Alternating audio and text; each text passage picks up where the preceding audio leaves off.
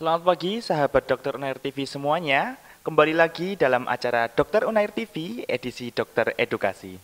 Dokter Unair TV merupakan platform kesehatan dari FK Unair dan RSUD Dr. Sutomo yang akan menyajikan informasi-informasi menarik di setiap pekannya.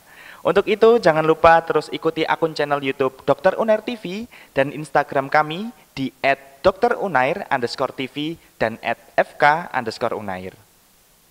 Perkenalkan, saya Devaras King sebagai moderator pada kegiatan pagi hari ini. Pagi ini kita akan membahas mengenai penanganan awal pada luka bakar. Nah, tentunya di sini saya tidak sendirian, tetapi ditemani oleh narasumber kami yang sudah berpengalaman di bidangnya. Beliau adalah Dr. Ira Handriani, spesialis bedah plastik, rekonstruksi, dan estetik konsultan. Mari kita sapa beliau yang sudah hadir di tengah-tengah kita.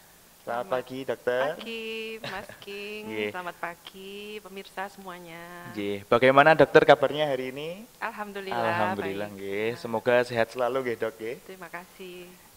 Nah, beliau merupakan salah satu staf pengajar di Fakultas Kedokteran Universitas Airlangga Surabaya dan juga di RSUD Dr. Sutomo Surabaya.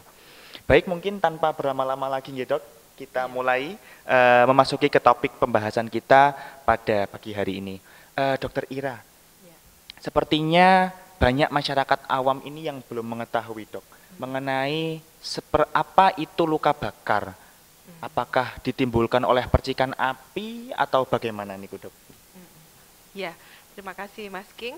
Jadi luka bakar adalah suatu cedera yang mengakibatkan kerusakan pada jaringan yang disebabkan oleh terpaparnya kulit atau tubuh ya, terutama kulit dengan sumber panas. Nah, sumber panas ini bisa bermacam-macam, seperti misalnya mungkin air panas, atau api, atau mungkin bahan kimia ya. Nah, atau electric injury, mungkin tersetrum listrik itu juga bisa mengakibatkan luka bakar. Ya. Oke. Nah, selanjutnya dok, mungkin bagaimana cara kita membedakan tingkat keparahan dari luka bakar itu, dok? Iya. Jadi kalau kita bicara tentang tingkat keparahan luka bakar, itu kita membagi secara anatomi ya. Kulit kita itu terdiri dari epidermis dan dermis ya, Mas King. Jadi kita menentukan keparahannya melihat dari satu, mungkin derajatnya atau kedalamannya. Yang kedua adalah luasnya, ya, luas luka bakarnya. Nah, kalau luas luka bakarnya sendiri itu nanti kita harus mengukur, ya. Mengukurnya mudah dengan telapak tangan. Kalau misalnya cara yang paling simpel itu dengan telapak tangan ini ya, itu terukur 1%. Nah, atau kalau misalnya luas luka bakarnya, kita pakai rumus ya, namanya rule of 9. Kalau itu untuk yang besar, tenaga medis harus menguasai itu untuk mengukur luas luka bakar. Nah, kalau bicara kedalaman lukanya sendiri, itu nanti terbagi dari 5 ya. Lapisan kulit tadi itu ada yang epidermal atau epidermis, kemudian masuk ke dermisnya sendiri dibagi lagi menjadi 3, yaitu superficial dermis, mid dermis, dan deep dermis. Selanjutnya itu nanti di bawah dermis ada lagi full thickness ya, artinya itu sudah mengenai otot, tulang ya, itu dinamakan full thickness. Gitu. Jadi tergantung dari kedalaman dan luas luka bakarnya. Makanya kita tidak bisa mengeneralisir luka bakar itu, luka bakarnya nanti dicelupkan di tepung aja misalnya, nanti pasti langsung sembuh sendiri. Tergantung itu luka bakar yang derajat berapa.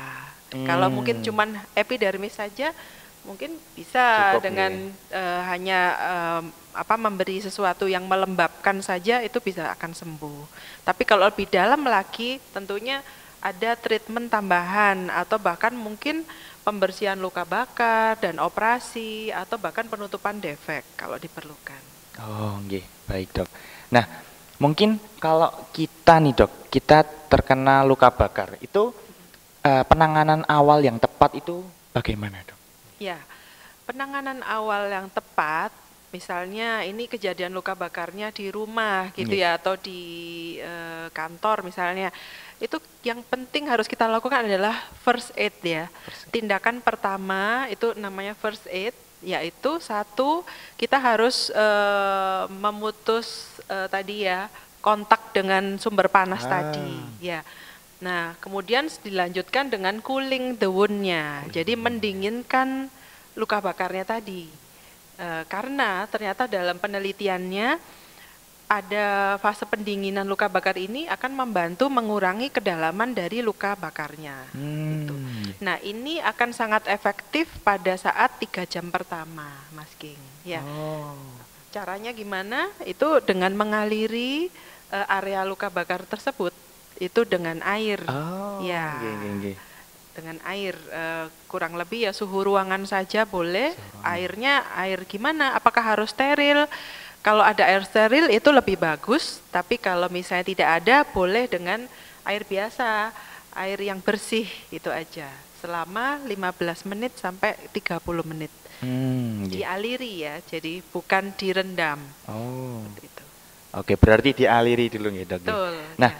kalau semisal untuk mengaliri air, Dok, di daerah luka bakarnya itu, kalau kita menggunakan air es atau air panas itu, apakah sama, Dok, atau pripun nggih? Ya, yang disarankan adalah air bersih yang suhu ruangan. Oh, Ya, jadi kalau air yang terlalu dingin atau malah yang panas itu ditakutkan akan menambah kedalaman dari luka bakarnya. Oh, nggih. Ya, Oh, nggih. Baik, Dok. Nah, setelah itu, eh, setelah kita first aid tadi, Dok, itu tanda-tanda apa yang membuat kita itu harus segera membawa korban ini untuk mendapatkan penanganan lebih lanjut, Dok? ya. Jadi kalau misalnya luka bakarnya hanya tadi sampai pada grade epidermis saja, dari klinisnya mungkin kemerahan pada kulit, atau dari penyebabnya kita tahu mungkin biasanya paparan sunburn ya, dari paparan sinar matahari, mungkin habis berjemur di pantai seperti itu, kok kulit saya kemerahan, perih. Nah, itu mungkin setelah dilakukan first aid dan itu membaik, mungkin itu bisa nanti diberikan pelembab seperti itu ya. Nah, tapi kalau dirasakan ada keluhan lebih lanjut, mungkin kok perihnya bertambah semakin berat, kemudian ada lepuhan pula ya. Jadi kulit yang melepuh terisi dengan cairan dari tubuh, itu namanya bula. Nah, itu kadang bisa muncul pada area luka bakar yang lebih dalam lagi. Nah, pada kondisi seperti itu sebaiknya pasien harus ke rumah sakit karena mungkin nanti dilakukan tindakan khusus untuk lukanya supaya tidak infeksi, supaya mengurangi nyerinya. Oh, nggih, baik, Dok. Lalu salah satu hal yang sering ditakutkan itu ketika kita terkena luka bakar adalah bekas, Dok. Jadi, apakah setiap luka bakar itu selalu akan menimbulkan bekas, Dok? Kira-kira, Dok, kira. Ya, jadi tidak semua luka bakar itu akan menimbulkan bekas. Luka bakar yang bagaimana yang akan menimbulkan bekas? Tentunya luka bakar yang dalam.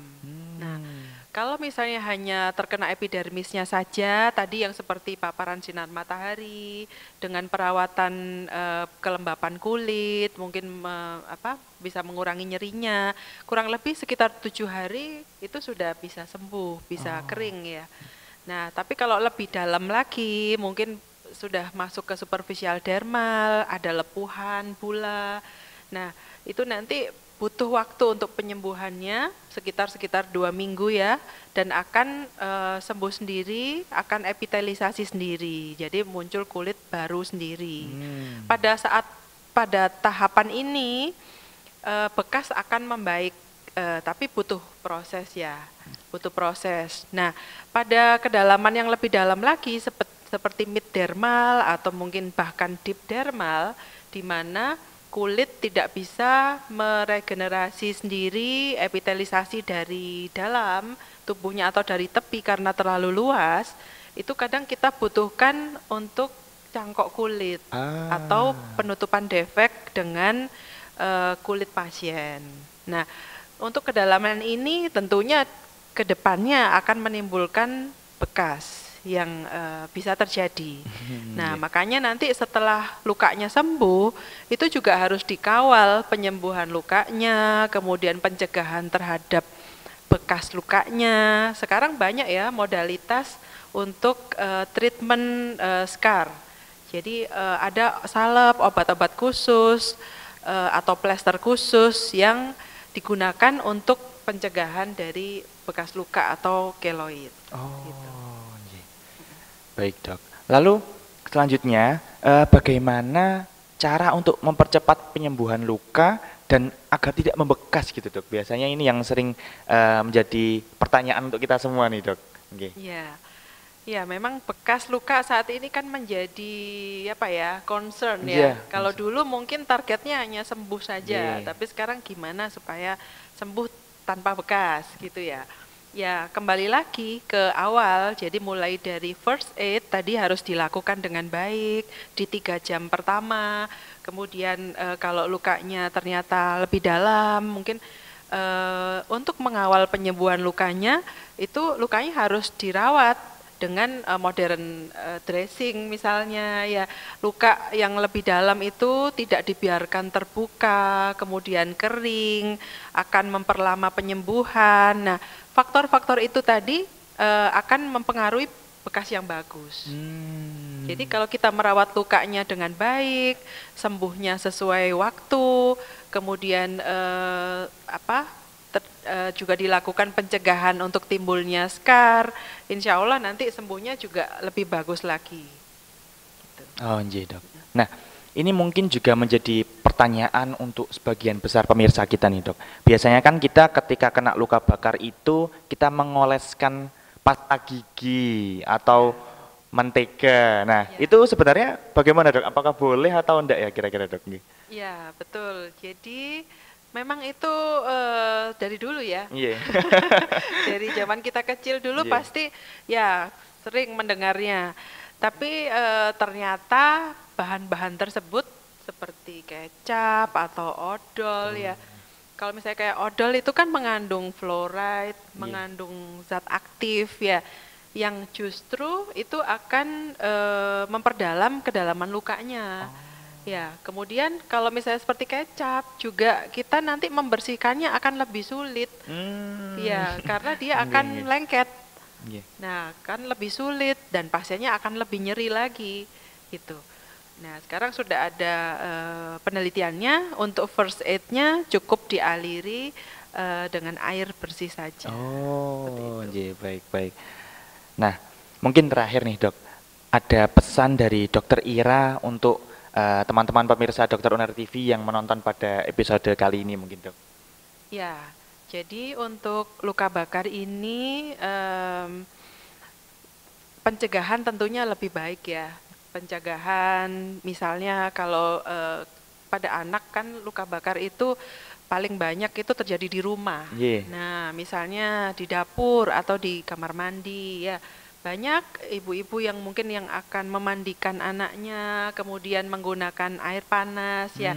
Itu tidak sengaja pancinya terjatuh mengenai anaknya. Nah, seperti itu mungkin pencegahan di awal itu sangat penting ya. Safety itu harus kita lakukan.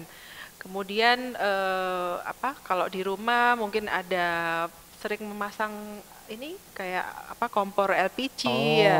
Nah, itu sering dicek juga. Kadang kasus-kasus kita di Rumah Sakit Dr. Sutomo juga banyak karena ledakan dari kompor gas atau tabung gas. Safety mungkin ya yang di awal satu, kemudian first aid itu harus kita lakukan. Begitu kita terkena luka bakar, kita harus ingat bahwa first aid harus dilakukan, menghindarkan dari sumber panasnya, kemudian mendinginkan lukanya selama 15 menit sampai 30 menit dengan air biasa ya, atau air bersih atau kalau ada air steril. Kemudian segera membawa pasien luka bakar ke rumah sakit terdekat atau ke klinik terdekat. Ya, kalau misalnya itu masuk ke dalam kriteria rujukan, nah harus segera dirujuk ke burn center atau unit luka bakar yang ada di tempat tinggal, sekitar tempat tinggalnya ya. Ya, jadi kriteria rujukan ini kita harus melihat dari size, ukurannya ya. Ukurannya, kapan ini harus dirujuk. Nah, kalau pada dewasa mestinya lebih dari 10% tadi ya, itu harus dirujuk. Kemudian anak-anak lebih dari 5% luasnya harus dirujuk.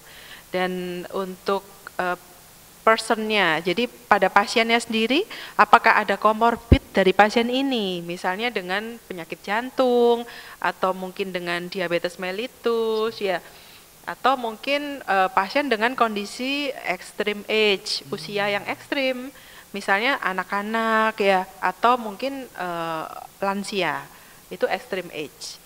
Ya, kemudian jangan lupa juga dilihat dari sumber luka bakarnya, karena apa penyebabnya, misalnya trauma kimia atau mungkin trauma listrik. Nah, itu tentu saja membutuhkan perawatan yang lebih lanjut di rumah sakit.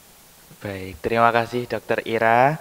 Ya. Take home message tersebut juga menutup sesi talk show kita pada episode hari ini. Jangan lupa untuk subscribe dan ikuti terus Dokter Unair TV. Terima kasih dan sampai jumpa.